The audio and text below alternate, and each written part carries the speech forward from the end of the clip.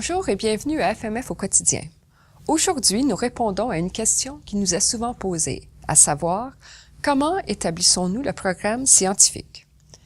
Avant même que se termine le FMF, l'équipe a déjà entamé la planification du congrès de l'année suivante.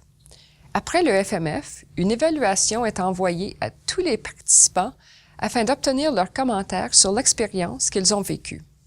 Entre autres, le questionnaire leur demande de suggérer des sujets pour le prochain FMF.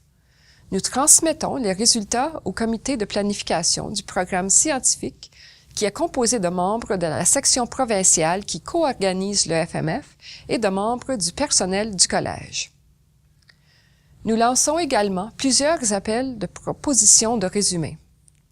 Il y a l'appel de propositions pour les séances et les ateliers, l'appel de propositions pour les présentations libres et les affiches qui seront présentées pendant la journée de la recherche et l'appel des affiches qui seront présentées pendant le FMF.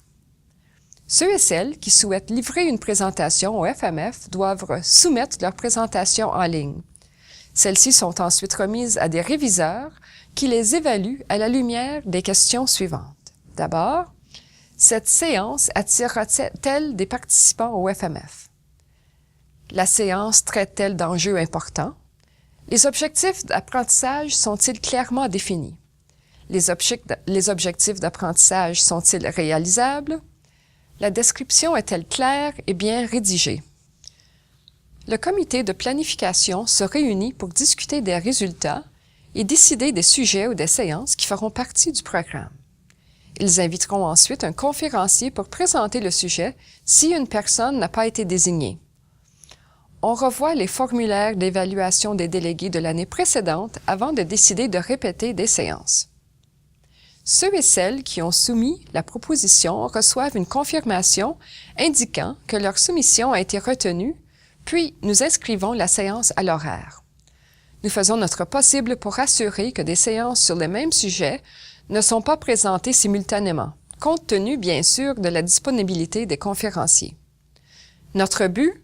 Présenter un programme bien équilibré afin que tous puissent bénéficier de la meilleure expérience d'apprentissage possible. Le comité de planification du programme scientifique examine présentement les soumissions pour les séances générales et communiquera avec ceux et celles qui ont soumis des propositions en mai.